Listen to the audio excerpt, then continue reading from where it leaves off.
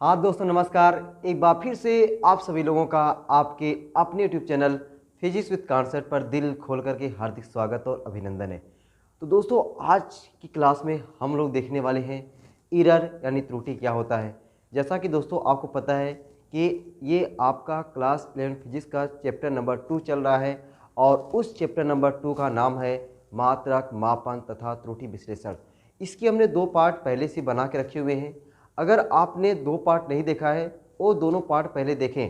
पहले पार्ट में हमने आपको बताया कि भौतिक राशियाँ क्या होती है, मूल मात्रक क्या होते हैं, मात्रक क्या होते हैं, आंकिक मान क्या होते हैं और उसमें संबंध आंकिक मान और मात्रा में संबंध n1 u1 बराबर n2 u2 बता के रखा हुआ है। वहाँ पे कुछ प्यारे प्यारे न्यूमेरिकल भी आपको दिए हुए हैं और लगाए भी हैं। उसके बाद हमने ये पार्ट 2 बनाया, उसमें आपको मूल राशि बताया, मूल मात्रक बताया, फिर व्युत्पन्न राशि, व्युत्पन्न मात्रक, पूरक राशि, मापन की प्रणालियाँ क्या होती है, एमकेएस क्या होती है, सीजीएस क्या होती है, एफपीएस क्या होती है। तो ये सब बेसिक चीज़ें अब मैंने आपको पार्ट 1 और पार्ट 2 में प्रोवाइड करा दिया हुआ है। तो पहले आप लोग पार्ट 1 और पार्ट 2 बढ़िया से देख लें, समझ लें, नोट्स बना लें। उसके बाद ही आपको पार्ट 3 देखना है, समझना है, ठीक है। क्योंकि जब तक आप बेसिक नहीं समझेंगे तो फिर आगे कहाँ समझ में आने वाला है, ठीक है। तो पहला नंबर क्या आपका बेसिक समझना, और मैं एकदम बेसिक समझा रहा हूँ, एकदम जीरो लेवल से। ये मान के चल रहा हूँ कि आपने क्लास 9th और क्लास 10th में जो फिजिक्स है वो लगभग बहुत कम पढ़ी हुई है, तभी तो जीरो लेवल से बता रहे हैं ताकि आपको बहुत अच्छे से समझ में आ सके। तो आज की क्लास की शुरुआत करते हैं कहाँ से, त्रुटि से। एरर होता क्या है, देखिए भाई समझते हैं एरर होता क्या है। जैसे आपको कोई लंबाई दे दी जाए, ठीक है, ये मान चले कि ये लंबाई है। इस लंबाई की जो वास्तव में लंबाई है, वास्तविक जिसे लंबाई बोलते हैं, मान चले वो 5.4 सेंटीमीटर है। ये जो लंबाई दी गई है इसकी वास्तविक लंबाई 5.4 सेंटीमीटर है। लेकिन अगर इसे हम क्या करेंगे, प्रेक्षित करेंगे, मतलब नापेंगे। जब नापेंगे तो जरूरी नहीं कि हम लोग 5.4 ही नाप दें, हमसे कुछ ना कुछ त्रुटि होने की संभावना रहती है। वह हम मान के चलिए कि भाई हमने नापा 5.2 नाप दिया या फिर 5.3 नाप दिया, या तो हो सकता है कि 5.4 अगर नाप देंगे तो कोई त्रुटि नहीं होगा। तो 5.4 भी नाप सकते हैं, 5.5 भी नाप सकते हैं, 5.6 नाप सकते हैं। ये जो मान रहेगा दोस्तों, ये मान हमारा क्या कहलाएगा, प्रेक्षित मान कहलाएगा या प्रायोगिक मान कहलाएगा। क्या कहलाएगा, प्रेक्षित मान या प्रायोगिक मान कहलाता है। और इनके बीच का जो अंतर होता है, यानी वास्तविक मान और प्रेक्षित मान कहें या प्रायोगिक मान कहें, वास्तविक मान और प्रेक्षित मान के जो बीच का अंतर होता है वही क्या कहलाता है, त्रुटि कहलाता है। बात क्लियर है। त्रुटि अगर कोई पूछे त्रुटि क्या है तो आप क्या बताएंगे कि वास्तविक मान और प्रेक्षित मान के बीच का जो अंतर होता है वही क्या कहलाता है, त्रुटि कहलाता है। या तो फिर अलग भाषा में बोल सकते हैं कि जो हमने ये माप लिया है, इस माप में कोई निश्चितता है, मतलब वो कोई निश्चित मान आ रहा है, नहीं आ रहा है, अनिश्चित मान आ रहा है। तो किसी भी माप की जो अनिश्चितता होती है वही क्या कहलाती है, त्रुटि कहलाती है। किसी भी भौतिक राशि की जो माप की अनिश्चितता होती है वही क्या कहलाती है, त्रुटि कहलाती है। तो ये आपको क्लियर हो गया ना कि त्रुटि आप कैसे कहेंगे। आप 2 तरीके से परिभाषित कर सकते हैं कि वास्तविक मान और प्रेक्षित मान के बीच का अंतर त्रुटि कहलाता है, या तो फिर आप कहें जो भौतिक राशि यानी जो भी राशि हमने मापा हुआ है उसकी माप में जो अनिश्चितता आती है वही क्या कहलाती है, त्रुटि कहलाती है ना। परिभाषा आसान, परिभाषा लिख दिया जाए। चलो भाई परिभाषा लिखते हैं, ठीक है भाई। परिभाषा हम लोग लिखते हैं, क्या लिखते हैं भाई, किसी भौतिक राशि के, ठीक ना,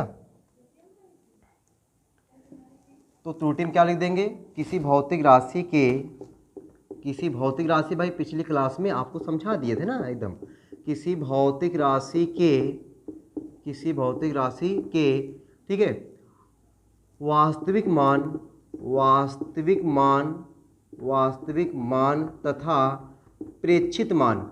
अब इस प्रेक्षित मान को आप प्रेक्षित मान को या प्रायोगिक मान भी कह सकते हैं, प्रेक्षित मान या प्रायोगिक मान, ठीक है, चाहे प्रेक्षित मान कहो चाहे प्रायोगिक मान कहो, दोनों बात क्या है, एक ही है। तो किसी भौतिक राशि के वास्तविक मान तथा प्रेक्षित मान या प्रायोगिक मान के बीच के अंतर को, के बीच के अंतर को, के बीच के अंतर को क्या कहते हैं, त्रुटि कहते हैं। के बीच के अंतर को त्रुटि कहते हैं। तो दोस्तों हम लोग लिख सकते हैं कि त्रुटि बराबर क्या हो गया, त्रुटि बराबर क्या हो गया, वास्तविक मान, वास्तविक मान माइनस प्रेक्षित मान। त्रुटि बराबर क्या हो गया, वास्तविक मान माइनस प्रेक्षित मान। तो वास्तविक मान और प्रेक्षित मान के जो बीच का अंतर है वही क्या कहलाएगा, त्रुटि कहलाएगा। अथवा जो भी हमने परिभाषा बोला, अथवा वाली भी परिभाषा आप लिख सकते हैं। क्या लिख सकते हैं भाई, किसी माप की अनिश्चितता को, ठीक ना, किसी माप की अनिश्चितता, जो अनिश्चितता है वही क्या कहलाती है, त्रुटि कहलाती है। किसी माप की अनिश्चितता को ही क्या कहते हैं, त्रुटि कहते हैं।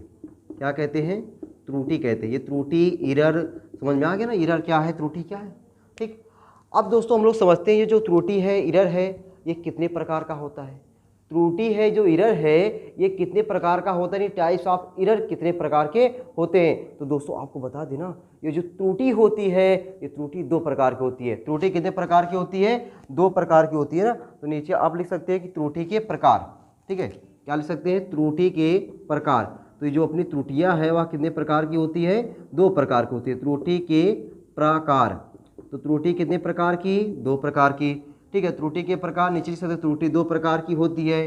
कौन कौन सी त्रुटि होती है, पहला भैया क्रमबद्ध त्रुटि, क्रमबद्ध त्रुटि जिसे बोलते हैं सिस्टमेटिक एरर। क्रमबद्ध त्रुटि इसे क्या बोलेंगे, SYS, सिस्टमेटिक एरर। एक होता है सिस्टमेटिक एरर और दूसरा होता है यादृच्छिक। देखो भाई नाम ऐसा लग रहा है जैसे पहाड़ों से लिया गया है, ठीक है, यादृच्छिक त्रुटि, ठीक है, जैसे पहाड़ी नाम है कोई ना, यादृच्छिक त्रुटि। और उसका इंग्लिश क्या हो जाएगा, रैंडम एरर। देखो नाम इंग्लिश में बहुत अच्छा है, रैंडम एरर, ठीक है। तो त्रुटियां कितने प्रकार की मेरे प्यारे भाइयों, त्रुटियां 2 प्रकार की। कौन कौन सी, क्रमबद्ध त्रुटि और यादृच्छिक त्रुटि। अब हम लोग देख लेते हैं कि क्रमबद्ध त्रुटि क्या होता है, क्रमबद्ध त्रुटि कहाँ कहाँ से हो सकती है, फिर ये यादृच्छिक त्रुटि क्या होती है, ठीक ना। तो अब हम लोग प्यारी सी हेडिंग डालेंगे, कौन सी हेडिंग, कि क्रमबद्ध त्रुटि क्या होती है, ठीक है। तो क्रमबद्ध त्रुटि हेडिंग डालें भाई।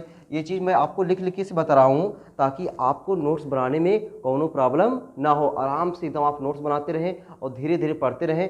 सब A to Z चीज़ पढ़ाएंगे और बढ़िया से पढ़ाएंगे, आपको एकदम मजा आएगा। और फिजिक्स में डरने की एकदम ज़रूरत नहीं है, ठीक है। इस तरीके से यहाँ बताया जाएगा कि आपको एकदम डर लगेगा ही नहीं। बस नियमित रूप से आपको प्रैक्टिस करने की ज़रूरत है, नियमित रूप से आपको पढ़ने की ज़रूरत है भाई। नहीं पढ़ेंगे तो ये फिर कोई भी चीज़ हो, कितनी आसान ही क्यों ना हो, नहीं पढ़ोगे तो फिर वो कितनी कठिन लगेगी ये आप सोच नहीं सकते हो ना।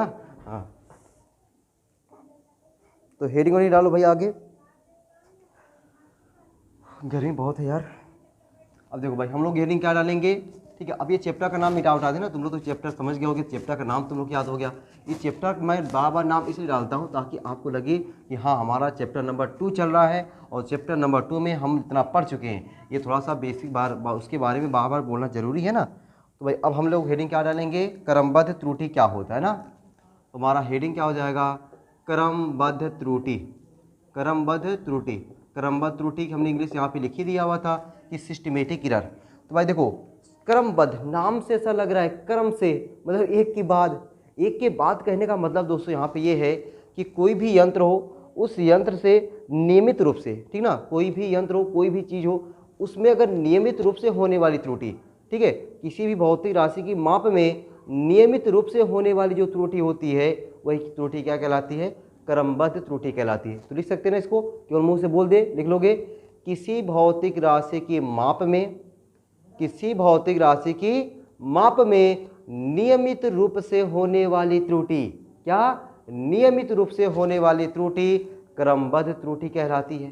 ठीक, लिख लिया ना, किसी भौतिक राशि की माप में नियमित रूप से होने वाली त्रुटि क्रमबद्ध त्रुटि कहलाती है। अब दोस्तों ये जो क्रमबद्ध त्रुटि है, इस क्रमबद्ध त्रुटि के जो स्रोत हैं वह क्रमबद्ध त्रुटि के 3 स्रोत हैं। मतलब स्रोत मतलब क्या समझ रहे हैं, कहाँ कहाँ से आ सकती है। जैसे होता है ना घर में पैसे का स्रोत, पैसा वहाँ से आ गया, पैसा वहाँ से आ गया, पैसा वहाँ से आ गया, तो ये हमारे क्या हो गए, आय के स्रोत हो गए, पैसे के स्रोत हो गए। तो उसी तरीके से हमारा क्या होता है कि क्रमबद्ध त्रुटि के स्रोत मतलब क्रमबद्ध त्रुटि हमारी कहाँ कहाँ से हो सकती है। तो क्रमबद्ध त्रुटि के स्रोत कितने हैं, 3। तो नीचे एक लाइन लिख सकते हैं कि क्रमबद्ध त्रुटियों के स्रोत 3 होते हैं ना, क्रमबद्ध त्रुटि के स्रोत 3 होते हैं, क्रमबद्ध त्रुटियों के 3 स्रोत होते हैं। क्या लिखते भाई, क्रमबद्ध त्रुटियों के, क्रमबद्ध त्रुटियों के, क्रमबद्ध त्रुटियों के 3 स्रोत होते हैं। कितने स्रोत होते हैं? 3 स्रोत होते हैं। किसके? क्रमबद्ध त्रुटि के। तो क्रमबद्ध त्रुटि के जो 3 स्रोत होते हैं उसमें कौन कौन से होते हैं, ठीक ना, उसमें कौन कौन से होते हैं? लो भाई ये तो एकदम, क्रमबद्ध त्रुटि के जो स्रोत होते हैं कितने होते हैं? 3 होते हैं। कौन कौन से होते हैं? पहला जो होता है भाई आपका, कह सकते हैं हम लोग क्या, यंत्रगत त्रुटि, ठीक है, यंत्रगत त्रुटि। अब पहला दूसरा तीसरा लिखने की जरूरत नहीं है, अब ये पहला हेडिंग बना करके एक एक लाइन की डिफिनीशन है उन सबको लिख देना है। यंत्रगत त्रुटि हो जाता है। दूसरा आपका आता है क्या, व्यक्तिगत त्रुटि, व्यक्तिगत त्रुटि, ठीक है। अभी आप लोग को लिखना मत भाई, ये हेडिंग डाल लो, अभी इसके सामने लिख देना है, फिर इसके सामने लिख देना है। और तीसरा आपका आता है प्रायोगिक त्रुटि। क्या? प्रायोगिक त्रुटि। ये समझो बस आपको नाम से इसको समझना है ना, ये नाम से, बाकी इसको याद करने की कौनो जरूरत नहीं है, बस केवल इसके नाम से इसकी डिफिनीशन समझना है, मतलब समझना है कि नाम से इसका मतलब क्या निकल रहा है। देखो भाई हमने क्या बताया कि जो क्रमबद्ध त्रुटि को क्या होती है, वह त्रुटि जो किसी भी भौतिक राशि की माप में नियमित रूप से आती है, किसी भी भौतिक राशि की माप में नियमित रूप से आने वाली त्रुटि क्रमबद्ध त्रुटि कहलाती है। अब ये क्रमबद्ध त्रुटि के जो स्रोत हैं 3 हैं। कौन कौन से स्रोत हैं? यंत्रगत त्रुटि, व्यक्तिगत त्रुटि और प्रायोगिक त्रुटि। अब दोस्तों ये जो यंत्रगत त्रुटि है, यंत्रगत त्रुटि क्या होती है? देखो भाई जैसे मान चलो कोई यंत्र है, यंत्र आपका लंबाई मापने के लिए क्या होता है? मीटर होता है, ठीक है। द्रव्यमान मापने के लिए किलोग्राम होता है, टेम्परेचर नापने के लिए थर्मामीटर होता है। तो ऐसे बहुत सारे यंत्र हैं। अब इस लंबाई में भी अलग अलग यंत्र हैं, जैसे आपका मीटर स्केल होता है, वर्नियर कैलिपर्स होता है, स्क्रू गेज होता है। तो ये सारे बहुत सारे यंत्र हैं। तो इस यंत्र का अगर आप रेगुलर टाइम पे यूज नहीं कर रहे हो, ठीक है, मतलब रेगुलर टाइम पे यूज नहीं कर रहे हो, तो उसमें कुछ ना कुछ त्रुटि होने की संभावना बनी रहती है। जैसे देखो भाई मान चलो कि कोई मीटर स्केल है, वह मीटर स्केल बाबा दादा के ज़माने का रखा हुआ है, ठीक ना, बाबा दादा के ज़माने का अगर मीटर स्केल रखा हुआ है तो वहाँ पे जो नंबर रहता है वह नंबर पता चला कि कोई ना कोई मिस हो गया है। अगर नंबर मिस हो गया है, नंबर नहीं उस पर सही से लिखा हुआ है, तो क्या आप सही तरीके से माप ले पाओगे? कभी नहीं। उसमें कुछ ना कुछ पहले से त्रुटि है। तो जो उस यंत्र की त्रुटि है वही क्या कहलाती है? यंत्रगत त्रुटि कहलाती है। क्या कहलाएगी वो? यंत्रगत त्रुटि कहलाएगी। थर्मामीटर है, थर्मामीटर से आपको टेम्परेचर नापना है, पता चला कि वो थर्मामीटर जमाने से वैसे पड़ा हुआ है। अब जमाने से अगर वैसे पड़ा हुआ है थर्मामीटर, तो उसमें जो पारा भरा हुआ है, पता चला वो पारा सूख गया है, आप टेम्परेचर नाप रहे हो, ज़बरदस्ती कुछ माप देगा? कोई माप नहीं देगा। क्यों? क्योंकि उसका जो पारा है वह क्या है? सूख गया है। मतलब वह यंत्र अगर रेगुलर टाइम पे यूज होता तो उसमें पारा भरा होता और वह अच्छा से माप देता। तो कोई भी यंत्र हो, ऐसे बहुत सारे यंत्र हैं, अगर वह यंत्र रेगुलर टाइम पे यूज नहीं हो रहे हैं, नियमित रूप से यूज नहीं हो रहे हैं, बहुत दिन है, मतलब अनियमितता है, कोई भी यंत्र हो, उस यंत्र में अनियमितता के कारण, मतलब अगर नियमित रूप से यूज नहीं करेंगे तो उसमें कुछ ना कुछ त्रुटि होने की संभावना रहेगी। तो वह अनियमितता के कारण जो होने वाली त्रुटि होती है क्या कहलाती है? यंत्रगत त्रुटि कहलाती है। तो क्या लिखेंगे भाई? किसी यंत्र की, मैं बोल रहा हूँ, किसी यंत्र की अनियमितता के कारण होने वाली त्रुटि यंत्रगत त्रुटि कहलाती है ना। पहली डिफिनीशन, किसी यंत्र की अनियमितता के कारण होने वाली त्रुटि क्या कहलाती है? यंत्रगत त्रुटि कहलाती है। अब दूसरा क्या? व्यक्तिगत त्रुटि। अब देखो भाई व्यक्तिगत त्रुटि, व्यक्तिगत मतलब जैसे हम हो गए, आप हो गए, हमसे आपसे क्या त्रुटि नहीं हो सकती है? क्यों भाई? एकदम हो सकती है। हम आप जब प्रैक्टिकल करने जाते हैं, ठीक है, तो पता चला कि हमें लंबाई जो माप रहे हैं वह लंबाई कुछ जल्दी में है, हमने जैसे तैसे नाप दिया, या फिर हमने केयरफुल होकर लंबाई नहीं मापा, कोई भी और लंबाई के अलावा कोई दूसरी चीज़ है, हमने उसको केयरफुल होकर नहीं नापा। तो यानी केयरफुल ना होना मतलब हमारी लापरवाही दिखाता है। तो हमारी लापरवाही यानी हमारी, मतलब तुम्हारी भी हो सकती है ना, ये हमारी नहीं केवल। तो व्यक्तिगत कह सकते हैं किसी व्यक्ति की, अब व्यक्ति में सब आ जाएंगे, तुम भी आ जाओगे, हम भी आ जाएंगे। तो व्यक्ति की लापरवाही के कारण, कोई भी व्यक्ति हो, उस व्यक्ति की लापरवाही के कारण जो होने वाली त्रुटि होती है क्या कहलाती है? व्यक्तिगत त्रुटि कहलाती है। तो छाप डालोगे ना कॉपी में, क्या लिखोगे कि व्यक्ति की लापरवाही के कारण होने वाली त्रुटि व्यक्तिगत त्रुटि कहलाती है। यंत्र की अनियमितता के कारण होने वाली त्रुटि यंत्रगत त्रुटि, व्यक्ति की लापरवाही के कारण होने वाली त्रुटि व्यक्तिगत त्रुटि। अब आते हैं भाई तीसरा पे। तीसरा क्या लिखा? प्रायोगिक त्रुटि। अब प्रायोगिक त्रुटि क्या है भाई? हम लोग बहुत सारे प्रयोग प्रयोग मतलब जरूरी नहीं कि हम लोग लैब में ही जाएं, ठीक ना। ऐसे ही हमको लंबाई माप सकते हैं, कोई भी चीज़ हुआ उसको नाप तोल सकते हैं, वही हमारा एक प्रकार का प्रयोग है। ये क्या कहलाएगा? प्रयोग कहलाएगा भाई। नापना, तोड़ना, जोखना, ठीक है, ये सब क्या कहलाता है? प्रयोग कहलाता है। अब हम अगर कोई मतलब लंबाई मापना चाहते हैं, पता चला कि हमें लंबाई मापने अच्छे से आता ही नहीं है, ठीक है, लंबाई नापने हमें अच्छे से आता ही नहीं है। अब जरूरी नहीं कि यही की जो लंबाई है इसको आप कहेंगे सर मुझे क्यों नहीं आता है। भाई बहुत सारी चीज़ें हो सकती है, जैसे आपका बाल है ना, इस बाल की मोटाई नापना है, ठीक है, आपको कह रही सर ये कहाँ मीटर स्केल से नाप पाएंगे, होगा नहीं बात। तो इस बाल की मोटाई को हम लोग मीटर स्केल से नहीं नाप सकते, तो नाप सकते हैं किससे? एक एक्सपेरिमेंट में आता है आपका स्क्रू गेज। क्या आता है? Screw gauge. उस स्क्रू गेज से हम लोग बाल की मोटाई भी नाप सकते हैं, ठीक है ना। इस स्क्रू गेज से हम लोग बाल की मोटाई नाप सकते हैं। तो भाई उस अगर हमें उसको यूज करने आता ही नहीं है तो क्या हम नाप पाएंगे? नहीं नाप पाएंगे। स्क्रू गेज चलाना नहीं आता, वर्नियर कैलिपर्स हमें नापना नहीं आता, तो जब ये सब चीज़ हमें नापना नहीं आएगा तो वहाँ पे क्या होगा? त्रुटि होना ही है, ठीक है। अब बात थोड़ा प्रैक्टिकल की बात कर लेते हैं कि आप मान चलो भाई स्कूल में गए हैं, आपका प्रैक्टिकल में गया है कि मतलब आप प्रैक्टिकल करना है, और प्रैक्टिकल करना क्या है? सरल लोलक। एक सरल लोलक होता है कि उससे हमें क्या करना होता है? उस सरल लोलक के द्वारा गुरुत्वाकर्षण स्मॉल जी का मान निकालना होता है। अब उसको बहुत प्यार से ऐसे धागे से लटका होता है ऐसे लोलक, उसको बहुत प्यार से ऐसे से हिलाना है।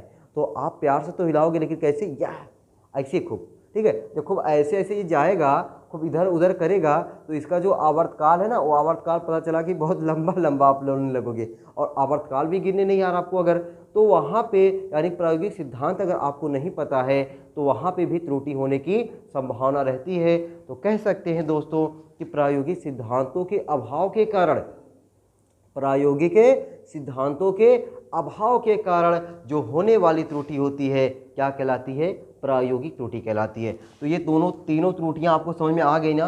पहला हमने बताया क्रमबद्ध त्रुटि क्या होती है? नियमित रूप से होने वाली त्रुटि क्रमबद्ध त्रुटि। क्रमबद्ध त्रुटि के 3 स्रोत, पहला आया यंत्रगत त्रुटि, यंत्र की अनियमितता के कारण होने वाली त्रुटि यंत्रगत त्रुटि। व्यक्ति की लापरवाही के कारण होने वाली त्रुटि व्यक्तिगत त्रुटि। उसके बाद हमने बताया प्रायोगिक सिद्धांतों के अभाव में या अभाव के कारण होने वाली त्रुटि प्रायोगिक त्रुटि कहलाती है। तीनों चीज़ सुनने में मजा आया ना, समझ में आया ना। इतनी बार बोल दिया हूँ कि आपको सुनते सुनते याद हो गया होगा, और यही मैं चाहता हूँ कि आपको सुनते सुनते लिखते समय यही क्लास में देखते देखते आपको चीज़ें काफ़ी याद हो जाए, ताकि आपको बाद में ज़्यादा मेहनत करने की ज़रूरत ना हो, ठीक है ना। और यही होना चाहिए, और यही आप लोग भी करो, ताकि लिखो उसके बाद एक बार पढ़ो, अगर कहीं दिक्कत है फिर वीडियो को पीछे ले जाओ फिर देखो, ताकि एकदम आपको एक ही बार में लगभग चीज़ें याद हो जाए, ठीक है। तभी तो आगे बढ़ पाएंगे, नहीं तो फिर भीड़ में हम लोग रहेंगे, और भीड़ में रहना आप लोग को पसंद नहीं है, और हम भी आपको चाहेंगे कि भीड़ में आप रहे ना, ठीक ना। अब देखते हैं हम लोग दोस्तों यादृच्छिक त्रुटि क्या होता है, रैंडम एरर क्या होता है। तो यादृच्छिक त्रुटि यहाँ पे हेडिंग डाल सकते हैं कि ठीक है, यादृच्छिक त्रुटि होता क्या है। यादृच्छिक त्रुटि, तो यादृच्छिक त्रुटि वह होता है जिसके, देखो भाई इसमें क्या होता है, स्रोत का ज्ञान होता है क्रमबद्ध त्रुटि में कि कहाँ कहाँ से त्रुटि हो रही है ये तो पता चल रहा है, लेकिन जो यादृच्छिक त्रुटि है ना उसमें स्रोत का ज्ञान ही नहीं होता, उसमें त्रुटि कहाँ से हो रही है वो पता ही नहीं चलता, ठीक है, वो पता ही नहीं चलता। ऐसी त्रुटि क्या कहलाती है? यादृच्छिक त्रुटि, रैंडम एरर कहलाती है। मतलब किसी भी भौतिक राशि की माप में, किसी भी भौतिक राशि की माप में वह त्रुटि जिसके स्रोत का ज्ञान ही ना हो, किसी भौतिक राशि की माप में वह त्रुटि जिसके स्रोत का ज्ञान नहीं होता, उसे क्या कहते हैं? यादृच्छिक त्रुटि कहते हैं। तो उम्मीद है कि आप लोगों ने इतना तक आप लिख लिए होंगे कि यादृच्छिक त्रुटियां क्या होती हैं और क्रमबद्ध त्रुटियां क्या होती हैं, इसके 3 स्रोत, ये सब हो गया होगा। अब दोस्तों हम लोग करने वाले हैं क्या कि त्रुटि में गणना, कि मतलब हमारी निरपेक्ष त्रुटि क्या है, माध्य या औसत निरपेक्ष त्रुटि क्या है, फिर सापेक्ष या भिन्नात्मक त्रुटि क्या है, फिर प्रतिशत त्रुटि क्या है। इन सब चीज़ों को हम लोग समझते हैं, उसके बाद फिर देखिए इसका मज़ा कहाँ मिलने वाला है, आपको मज़ा आएगा, ठीक है। तो पहले भाई हम लोग हेडिंग डालते हैं आगे, आप लोग इतना नोट कर लो, ठीक ना। चलो भाई नोट कर लिए होगे ना, मिटा दे, मिटाए, चलो भाई सबका हो गया होगा। अब हम लोग हेडिंग क्या डाल दे? त्रुटि की गणना, ठीक ना, त्रुटि की गणना। तो त्रुटि की गणना में भाई हम लोग लिखते हैं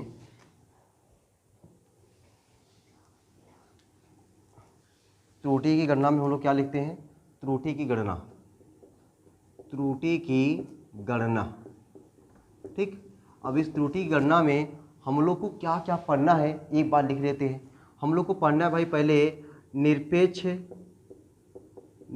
त्रुटि, ठीक ना, निरपेक्ष त्रुटि, औसत या माध्य निरपेक्ष त्रुटि, औसत या माध्य निरपेक्ष त्रुटि, निरपेक्ष त्रुटि, औसत या माध्य निरपेक्ष त्रुटि। उसके बाद हमको क्या पढ़ना है, पहला हो गया, ये दूसरा हो गया।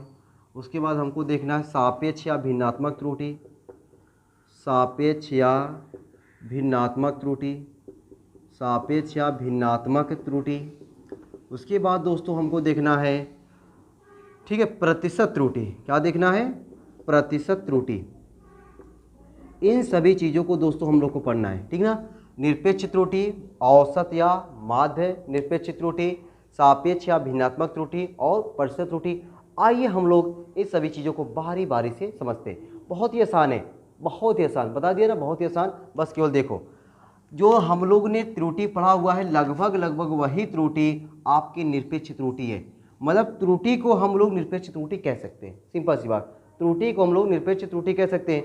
अब हेडिंग डालेंगे आप लोग यहाँ पे निरपेक्ष त्रुटि, और अगर इंग्लिश आप लिखना चाहते हैं भाई, इसकी इंग्लिश हो जाएगी absolute error, ABSOLUTE, absolute error.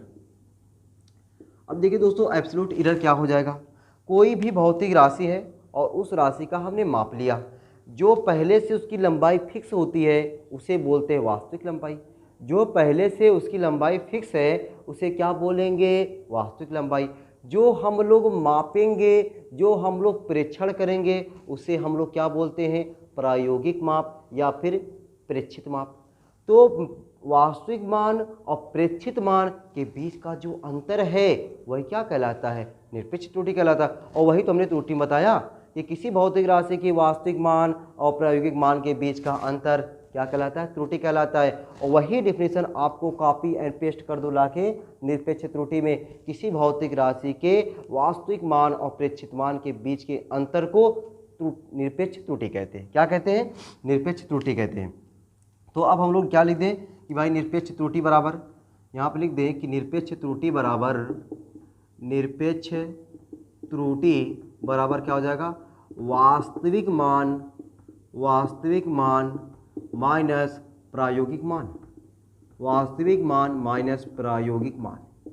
अब आपको लग रहा कि सर यही चीज़ वहाँ था, तो आपने डायरेक्ट क्यों त्रुटि या निरपेक्ष त्रुटि करके लिखवा देना चाहिए था। नहीं भाई, अभी और इसमें कुछ है, तभी तो यहाँ पे अलग करवा रहा हूँ, अभी और कुछ है। देखो क्या, देखो ये मान लेते हैं भाई हमारा क्या वास्तविक लंबाई क्या है, A।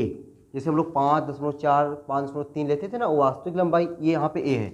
इसको जो हम लोग माप रहे हैं, मापने पर A1 आ रहा है, A2 आ रहा है, A3 आ रहा है। हमने ढेर सारा माप ले लिया, AN ले लिया। मतलब यार आपका 5 भी हो सकता है, 10 भी हो सकता है, 15 हो सकता है, ये आप कितना माप रहे हो वो दिखा रहा है। अब जरूरी नहीं कि यन मतलब बहुत होता है, बहुत सारा ढेर का 200 400 500, जरूरी नहीं है यार। यन 4 भी हो सकता है, 5 भी हो सकता है, 10 भी हो सकता है, 15 भी हो सकता है, या तो फिर और ढेर सारा ले लो। जितना आप माप लोगे वही क्या कहलाएगा, वहाँ तक AN, ठीक है ना। तो हम मान लेते हैं कोई भौतिक राशि है, उसका वास्तविक मान A है और प्रायोगिक मान, तो इसके नीचे आप लोग लिखेंगे ना, इसके नीचे माना कोई भौतिक राशि। देखो यहीं से सेट करके मैं वर्ड लिख रहा हूँ, यहीं से सेट करके वर्ड लिख रहा हूँ, और ये वर्ड जो मैं लिखवा रहा हूँ या लिख रहा हूँ उसको आपको पकड़ने की ज़रूरत है, कि पकड़ने की ज़रूरत है कि कैसे यहाँ से सर वर्ड बना रहे हैं। अगर वो वर्ड आप बनाना सीख गए, वो वर्ड बनाना आप धीरे धीरे अगर सीखते रहोगे, भाई अभी स्टार्टिंग है, धीरे धीरे पकड़ो, और धीरे पकड़ते पकड़ते जब पकड़ ले जाओगे 2-3 चैप्टर के अंतर्गत, तो फिर क्या मज़ा है। फिर जो चीज़ मैं लिखवाऊँ मतलब बोलूँगा ना, तो आपको लगेगा अरे ये तो मैं खुद अपने मन से लिख सकता हूँ। और जब ये चीज़ आपके अंदर से निकलने लगेगा, मैं खुद अपने मन से लिख सकता हूँ, माना फलाना ठिकाना, तो फिर क्या बात है, ठीक है। ये सब माना होना आप लोग पकड़ने का प्रयास करो। देखो भाई क्या लिख रहा हूँ, माना कोई भौतिक राशि जिसका वास्तविक लंबाई A या वास्तविक माप A तथा प्रेक्षित मान क्रमशः A1 A2 A3 AN है। क्या लिखेंगे भाई, माना कोई भौतिक राशि जिसका वास्तविक मान स्मॉल a, प्रेक्षित मान A1 A2 A3 AN है, तब निरपेक्ष त्रुटि बराबर। अच्छा अब देखो ये क्या है वास्तविक मान, ये क्या है प्रेक्षित मान, इनके और इनके बीच का जो अंतर होगा क्या कहलाएगा, निरपेक्ष त्रुटि, है कि नहीं। ये है वास्तविक मान, ये है प्रेक्षित मान, इनके बीच का जो अंतर होगा क्या कहलाएगा, निरपेक्ष त्रुटि। तो उसको दोस्तों हम लोग लिख दे रहे हैं डेल्टा A1। डेल्टा A1 बराबर क्या होगा, वास्तविक मान A माइनस प्रायोगिक मान A1, A माइनस A1। अब देखो डेल्टा A2 क्या लिख सकते हैं, डेल्टा A2 बराबर A वास्तविक मान, प्रेक्षित मान क्या है A2, A minus A2। Delta A3 क्या लिख सकते हैं, डेल्टा A3 लिख सकते हैं मेरे भाई कि A माइनस A3। इसी प्रकार से हम लोग डेल्टा AN भी लिख सकते हैं। डेल्टा AN की बात करें कि डॉट डॉट हम लोग डेल्टा AN की बात करें तो क्या हो जाएगा, डेल्टा AN जो हो जाएगा वह A माइनस AN हो जाएगा। बोलो भाई, ये निरपेक्ष त्रुटि समझ में आया कि नहीं, एकदम बढ़िया से। अब अगर आपको कहीं डेल्टा मिल जाएगा तो वहाँ पे आप समझना है कि डेल्टा अगर लिखा है तो वह क्या है, निरपेक्ष त्रुटि या फिर त्रुटि। डेल्टा मतलब कहे त्रुटि या फिर हमने बताया ना उसी को निरपेक्ष त्रुटि भी कहते हैं। तो निरपेक्ष त्रुटि या त्रुटि कौन है, डेल्टा, ठीक है। ए हमारा क्या है, वास्तविक मान, A1 हमारा क्या है, प्रायोगिक मान, ठीक, क्लियर है। अब हम लोग यही डालते हैं औसत या माध्य निरपेक्ष त्रुटि, औसत या माध्य निरपेक्ष त्रुटि। भाई हेडिंग को मैं यहाँ पे डाल दे रहा हूँ ना, दूसरा औसत या माध्य निरपेक्ष त्रुटि। तो हेडिंग जो हमारा हो जाएगा औसत या माध्य निरपेक्ष त्रुटि, औसत या माध्य निरपेक्ष त्रुटि। अगर इसकी इंग्लिश सीखना भाई, एवरेज, AVERAGE, एवरेज, आर, माध्य को बोलते हैं मीन, मीन, और निरपेक्ष त्रुटि मतलब एब्सोल्यूट एरर, एब्सोल्यूट एरर। लो भाई, हालांकि आपको AE नहीं लिखना है, पूरा लिखना है, ठीक है। जगह नहीं था यहाँ पे, इतनी चीज़ें मुझे काम चलाना था, इसलिए मैंने AE लिख दिया। A मतलब एब्सोल्यूट और E मतलब error. Average or mean absolute error क्या होता है, आइए दोस्तों हम लोग इसको समझ लेते हैं, ठीक है। अब देखो औसत, औसत कभी आपने निकाला होगा भाई, औसत क्या होता है। जैसे 10 आदमी हैं, कोई 25 साल का है, कोई 30 साल का है, कोई 32 साल का, कोई 35 साल का है। तो 10 आदमी है तो 10 आदमियों का औसत उम्र क्या हो गया, तो जितने आदमी हैं, जितने जितने साल के हैं, सबको जोड़ करके 10 से भाग दे दो, वही आ गया क्या, उन सभी आदमियों का औसत आयु। 5 आदमी हैं, सबकी आयु जोड़ करके 5 से भाग दे दो। 3 आदमी हैं, तीनों आदमी की आयु जोड़ करके 3 से भाग दे दो। बात क्लियर हो रही ना। इसी को हम लोग माध्य बोलते हैं। और आप लोग क्लास 10th में कभी पढ़े होंगे कि समांतर माध्य बराबर पदों का योग बटे पदों की संख्या। वही समांतर माध्य का पर्यायवाची क्या है, औसत है। चाहे औसत बोलो चाहे समांतर माध्य बोलो, दोनों बतिया एक है। तो अब देखो भाई, जो आपने निरपेक्ष त्रुटि निकाला है, इस निरपेक्ष त्रुटि का माध्य ले लो। देखो इसकी हेडिंग में इसकी डिफिनीशन छुपी है, इसकी हेडिंग में इसकी डिफिनीशन छुपी है क्या, कि निरपेक्ष त्रुटि का माध्य मतलब समांतर माध्य, निरपेक्ष त्रुटि का समांतर माध्य ही क्या कहलाता है, माध्य निरपेक्ष त्रुटि कहलाता है ना। डिफिनीशन आसान लिख लो, निरपेक्ष त्रुटि का समांतर माध्य ही माध्य निरपेक्ष त्रुटि कहलाता है। एक लाइन की डिफिनीशन है। ये डिफिनीशन सिर्फ इसलिए हो रही ताकि आगे जो आपको न्यूमेरिकल लगाने हैं और झउगा भर न्यूमेरिकल लगाने हैं, थोड़ा बहुत नहीं, झउगन भर का न्यूमेरिकल लगाना है, तो वो न्यूमेरिकल तभी समझ में आ पाएगा जब ये छोटी छोटी प्यारी प्यारी बातें, छोटी छोटी प्यारी प्यारी चीज़ें अगर आपको समझ में आई रहेंगी तो, ठीक ना। तो हमने क्या बताया कि निरपेक्ष त्रुटि का समांतर माध्य ही क्या कहलाता है, माध्य निरपेक्ष त्रुटि कहलाता है। तो नीचे लिख देना भाई, माध्य निरपेक्ष त्रुटि बराबर, ठीक है। तो क्या लिख दें हम लोग, माध्य निरपेक्ष त्रुटि बराबर माध्य निरपेक्ष त्रुटि बराबर माध्य निरपेक्ष त्रुटि, माध्य निरपेक्ष त्रुटि बराबर। अब देखो अगर हम लोग 3 माप लेंगे तो 3 से भाग देंगे, 4 माप लेंगे तो 4 से भाग देंगे, 5 माप लेंगे तो 5 से, और 10 लेंगे तो 10 से भाग देंगे, ठीक है। और अगर n ले लिए तो n से भाग दे देंगे, है ना आसान। तो हम लोग n ले रहे हैं ना, A1 डेल्टा लिखिए, डेल्टा भाई तभी तो निरपेक्ष त्रुटि कहलाएगा। हमने बताया डेल्टा जब लगा है तभी समझो त्रुटि या निरपेक्ष त्रुटि है। Delta A1 plus delta A2 plus delta A3 plus dot dot कहाँ तक लिख दें, डेल्टा AN तक, बटा भगिया कितने से दे दें, n से दे दें। Delta A1 plus delta A2 plus delta A3 dot dot delta AN बटा n। ये क्या कहलाएगा, माध्य निरपेक्ष त्रुटि कहलाएगा। क्यों, क्योंकि जितना निरपेक्ष त्रुटि था उसका हमने क्या ले लिया, समांतर माध्य ले लिया। क्या ले लिया हमने, समांतर माध्य ले लिया। अब तीसरा क्या बचा भाई आपका, सापेक्ष या भिन्नात्मक त्रुटि। क्या बचा है, सापेक्ष या भिन्नात्मक त्रुटि। अब देखो मैं इसको हटा दे रहा हूँ क्योंकि मुझे परिशुद्ध त्रुटि याद है, तो परिशुद्ध त्रुटि अगली हेडिंग रहेगी ना। चलो याद है, मतलब याद तो भाई सभी है ना। चलो अब देखो हम लोग क्या देख लेते हैं, सापेक्ष या भिन्नात्मक त्रुटि। सापेक्ष या भिन्नात्मक त्रुटि, सापेक्ष या भिन्नात्मक त्रुटि, सापेक्ष या भिन्नात्मक त्रुटि। सापेक्ष या भिन्नात्मक त्रुटि से बोलते हैं, सापेक्ष को भैया अंग्रेजी में बोलते हैं ना रिलेटिव, रिलेटिव आर को या आर बोलते हैं, भिन्नात्मक बोलते हैं क्या, फ्रैक्शनल, FRACTIONAL, फ्रैक्शनल, और त्रुटियां को बोलते हैं इरर। ठीक है, रिलेटिव और फ्रैक्शनल इरर क्या होता है, आइए इसको देख लेते हैं। तो रिलेटिव या फ्रैक्शनल इरर रट्टा एकदम नहीं मानना है। देखो कैसे, अभी आपने क्या देखा कि जहाँ पे डेल्टा रहेगा वह क्या है आपका निरपेक्ष त्रुटि है, और ए जो ए है ये क्या है भाई, बोल दो जरा एक बार, ए क्या है, कैसे बोले सर, आप सुनेंगे नहीं, अरे जहाँ बैठो वही बोलो ना। ए क्या है हमारा, वास्तविक मान है, और डेल्टा जो लगा हुआ है वह क्या है, निरपेक्ष त्रुटि है। तो निरपेक्ष त्रुटि और वास्तविक मान का जो अनुपात होता है वही क्या कहलाता है, सापेक्ष या भिन्नात्मक त्रुटि। ठीक है, तो क्या लिखते भाई, निरपेक्ष त्रुटि, एक बार मैं शब्दों में लिख ही दे रहा हूँ ना, बहुत देर से लिखा नहीं। निरपेक्ष त्रुटि तथा वास्तविक मान के अनुपात को, वास्तविक मान के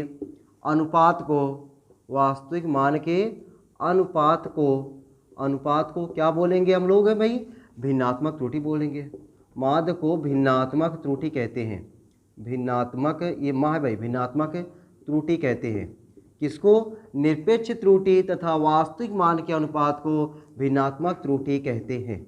तो अब समझ गए होगे ना भिन्नात्मक त्रुटि क्या हो जाएगा, तो भिन्नात्मक त्रुटि नीचे लिख दें, भिन्नात्मक त्रुटि बराबर, तो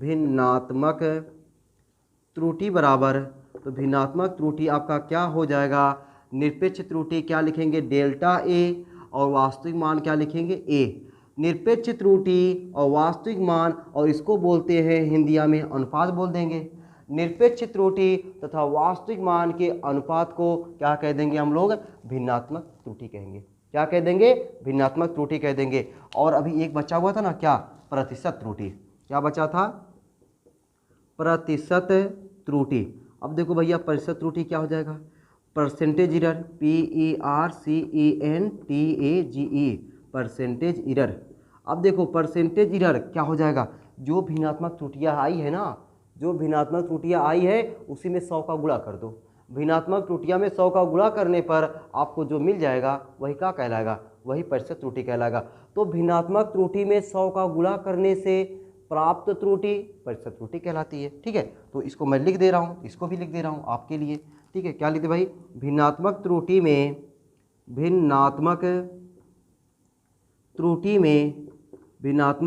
में 100 का गुणा करने से, 100 का गुणा करने पर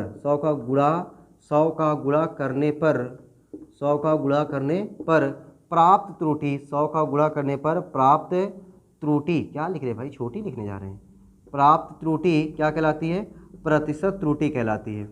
प्राप्त त्रुटि प्रतिशत त्रुटि कहलाती है, ठीक ना, क्या कहलाएगी, प्रतिशत त्रुटि कहलाती है। नीचे क्या लिख सकते हैं, अतः प्रतिशत त्रुटि बराबर, अतः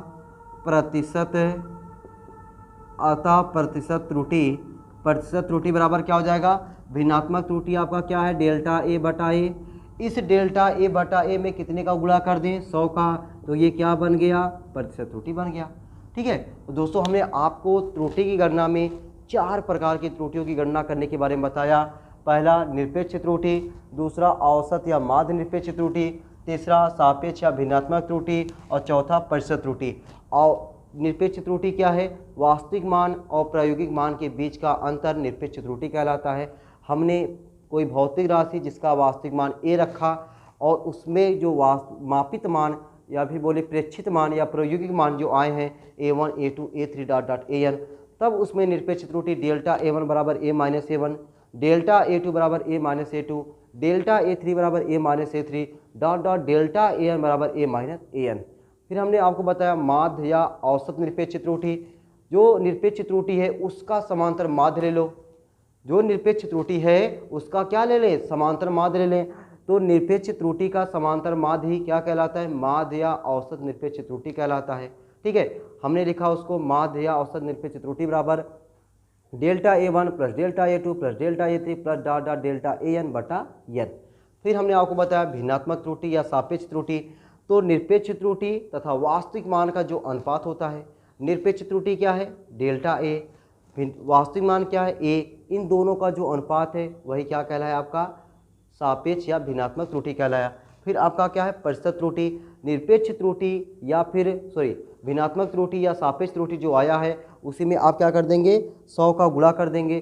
जब 100 का गुणा कर देंगे तो क्या बन जाएगा, वो प्रतिशत त्रुटि बन जाएगा। तो उम्मीद है दोस्तों आज की क्लास में आपको जो भी बताया गया त्रुटि के विषय में वो चीज़ें आपको ज़रूर समझ में आई होंगी।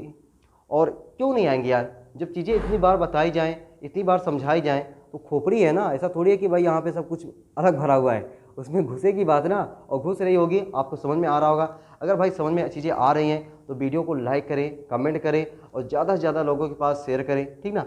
ये अगर मैं पसीना बहा रहा हूँ तो आप अगर देख करके थोड़ा सा कुछ कर ही सकते हैं ना, तो आप समझ रहे हैं मैं क्या कहना चाहता हूँ कि लाइक करें, कमेंट करें, सब्सक्राइब करें और ज़्यादा से ज़्यादा लोगों के पास शेयर करें, ठीक ना।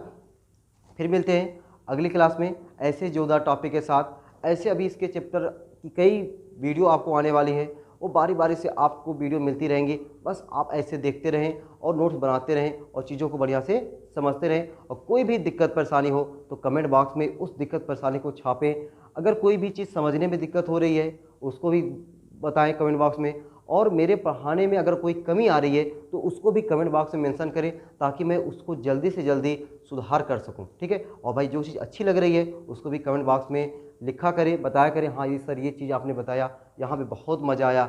भाई इससे क्या होता है कि सामने वाले का मनोबल बढ़ता है, उसको लगता है कि जो मैंने काम किया उससे लोग खुश हो रहे हैं और वो मुझे नतीजा मिल रहा है। तो बाकी कमेंट बॉक्स में कुछ लिखने से आपका कुछ घटेगा नहीं, लेकिन ये होगा सामने वाला किसी की भी वीडियो देखे, किसी भी यूट्यूबर की, आप ज़रूर कमेंट किया करें ताकि उससे क्या होगा, उसको लगेगा हाँ यार मैं जो काम कर रहा हूँ इससे लोग क्या हो रहे हैं, खुश हो रहे हैं। तो उसको खुश करिए यार, हमेशा ज़िंदगी में खुश करने का मौका मत छोड़ा करिए। जिसको भी खुश करने का मौका मिला करे वहाँ पे चुप मत करिए ना, तो खुश करिए और अपना भी खुश रहिए, अपने परिवार का ध्यान रखिए और खूब मस्त होकर के पढ़ाई लिखाई करते रहिए। फिर मिलते हैं अगले वीडियो में, तब तक के लिए सबको बाय बाय।